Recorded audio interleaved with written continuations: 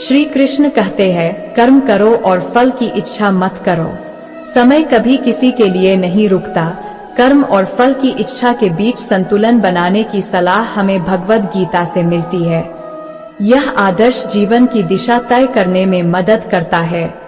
यहाँ पर इस विषय पर एक विस्तृत लेख प्रस्तुत किया गया है, जो श्री कृष्ण के उपदेश और उनके संदेश को समझाने में सहायक हो सकता है।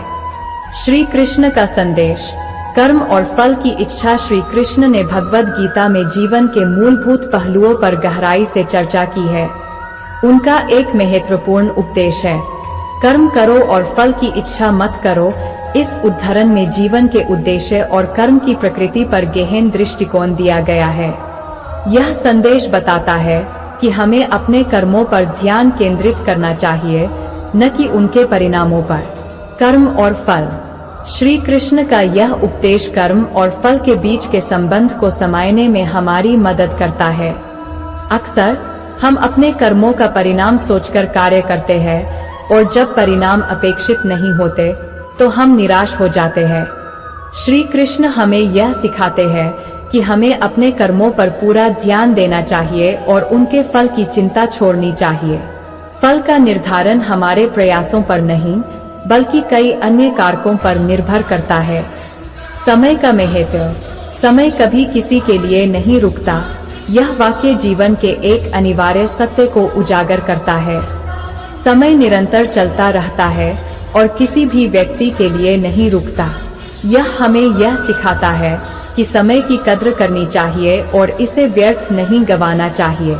हमें अपने कर्मों और कार्यों को सही समय पर करना चाहिए, क्योंकि समय की धारा के साथ बहना ही जीवन की वास्तविकता है।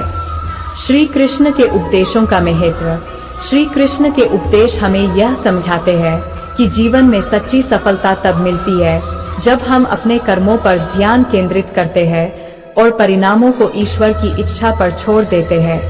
यह दृष्टिकोण हमें मानसिक शांति और संतुलन प्रदान करता है, जिससे हम कठिनाइयों और चुनौतियों का सामना कर सकते हैं। प्रेरणा और कार्यशक्ति। जब हम श्री कृष्ण के उपदेशों को आत्मसात करते हैं, तो हमें जीवन में निरंतर प्रेरणा मिलती है। कर्म करने की प्रेरणा और फल की चिंता छोड़ने से हम अपने कार्यों को अधिक ध्यानपूर्वक और पूर्णता के साथ कर सकते हैं। यह दृष्टिकोण हमें आत्मसंवेदनशीलता और आत्मविश्वास से भर देता है, जिससे हम अपने लक्ष्यों को प्राप्त कर सकते हैं। व्यक्तिगत विकास। श्री कृष्ण के उपदेश केवल आध्यात्मिक नहीं, बल्कि व्यक्तिगत विकास के लिए भी महत्वपूर्ण है। जब हम अपने कर्मों पर ध्यान केंद्रित करते हैं और परिणामों को छोड़ते हैं, तो हम व्यक्तिगत रूप से अधिक विकसित होते हैं।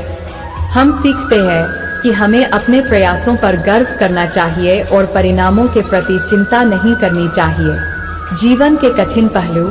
जीवन में कई बार हमें कठिनाइयों का सामना करना पड़ता है। श्री कृष्ण का उपदेश हमें सिखाता है कि कठिनाइयों के समय में भी हमें अपने कर्मों पर ध्यान केंद्रित करना चाहिए।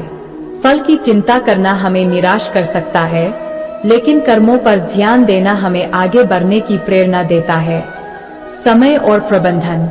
समय की कद्र करना एक महत्वपूर्ण जीवन कौशल है। श्री कृष्ण का उपदेश हमें यह सिखाता है कि हमें समय का सही उपयोग करना चाहिए। समय का प्रबंधन हमें हमारे कार्यों को प्रभावी ढंग से पूरा करने में मदद करता है और हमें हमारे लक्ष्यों को प्राप्त करने की दिशा में आगे बढ़ने में सहायक होता है। अध्यात्म और कर्म। भगवद गीता का आध्यात्मिक दृष्टिकोण यह है कि कर्म और फल के बीच संतुलन बनाए रखना आवश्यक है।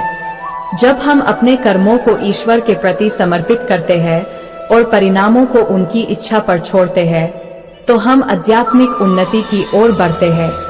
यह दृष्टिकोण हमें मानसिक शांति और आंतरिक संतुलन प्रदान करता है। सारांश। श्री कृष्ण का उपदेश, कर्म करो और फल की इच्छा मत करो, जीवन के महत्वपूर्ण पहलुओं को समझने में सहायक है। यह हमें सिखाता है कि हमें अपने कर्मों पर ध्यान केंद्रित करना चाहिए और परिणामों को ईश्वर की इच्छा पर छोड़ देना चाहिए। साथ ही समय की निरंतरता को समझते हुए हमें अपने कार्यों को समय पर पूरा करने की दिशा में अग्रसर होना चाहिए। श्री कृष्ण के उपदेश जीवन में संतुलन, शांति और प्रेरणा प्राप्त करने के लिए मार्गदर्शक है। इस प्रकार श्री कृष्ण का यह संदेश हमें जीवन के विभिन्न पहलुओं को समझने और उन्हें अपने जीवन में लागू करने में मदद करता है। कर्म और फल के बीच संतुलन बनाकर हम एक सफल और संतुलित जीवन जी सकते हैं। यह लेख श्री कृष्ण के उपदेशों के महत्व को समझाने के लिए एक विस्तृत दृष्टिकोण प्रस्तुत करता है और भारतीय दर्शन के महत्वपूर्ण सिद्धांतों को उजागर करता है।